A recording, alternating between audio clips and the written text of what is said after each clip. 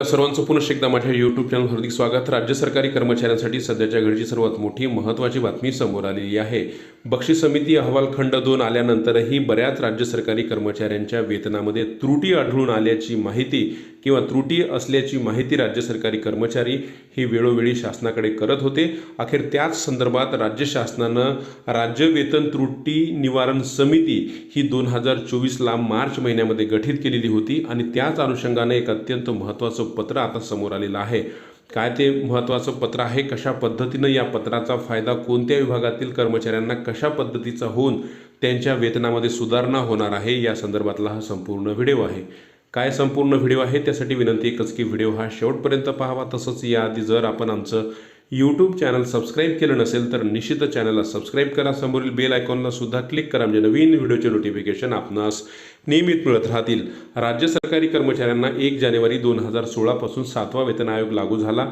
त्यानंतर त्याची प्रत्यक्ष अंमलबजावणी 2019 पासून झाली, परंतु जेव्हा राज्य सरकारी कर्मचाऱ्यांना 7वा वेतन आयोगाच्या अनुषंगानं वेतन मिळायला लागलं त्यामध्ये बऱ्याच राज्य सरकारी कर्मचाऱ्यांच्या वेतनामध्ये त्रुटी आढळून आली आणि त्यासाठी बक्षीस समिती अहवाल खंड 2 राज्य शासनानं पारित केला, प्रसारित केला। परंतु तरी सुद्धा बऱ्याच विभागातील राज्य सरकारी कर्मचाऱ्यांच्या वेतनामध्ये त्रुटी असल्याची माहिती राज्य सरकारी कर्मचाऱ्यांनी शासनाकडे देण्याचा प्रयत्न केला आणि त्यानंतर राज्य शासनानं मार्च 2024 मध्ये राज्य वेतन त्रुटी निवारण समितीची स्थापना केली आणि या समितीला 6 महिन्याच्या आत आपला अहवाल राज्य शासनाकडे देऊन ज्या राज्य सरकारी कर्मचाऱ्यांच्या वेतनामध्ये त्रुटी आहेत त्या त्रुटी दूर केल्या जाणार आहेत।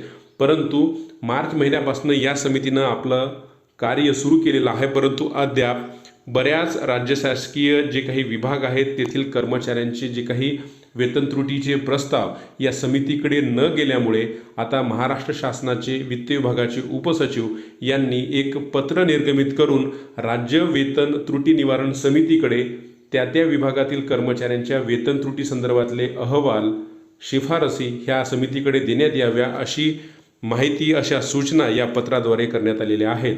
आणि या पत्रामध्ये 31 मे 2024 अखेर ज्या कोणत्या विभागातील कर्मचाऱ्यांच्या वेतन त्रुटी आहेत त्या तात्काळ 31 मे 2024 पर्यंत वित्त विभागाला सादर करण्याच्या सूचना या पत्रामध्ये देण्यात आलेल्या आहेत। त्यामुळे ज्या राज्य सरकारी कर्मचाऱ्यांच्या वेतनामध्ये त्रुटी आहे असं त्या राज्य सरकारी कर्मचाऱ्यांना वाटत होतं, अशा हजारो लाखो राज्य सरकारी कर्मचाऱ्यांना हा अहवाल राज्य वेतन त्रुटी निवारण समितीकडे गेल्यानंतर त्यांचं जे काही कार्य होऊन जे काही शिफारसी पुढे येतील त्यामुळे निश्चितच हजारो लाखो राज्य सरकारी कर्मचाऱ्यांना मोठा आर्थिक दिलासा निश्चितच मिळणार आहे।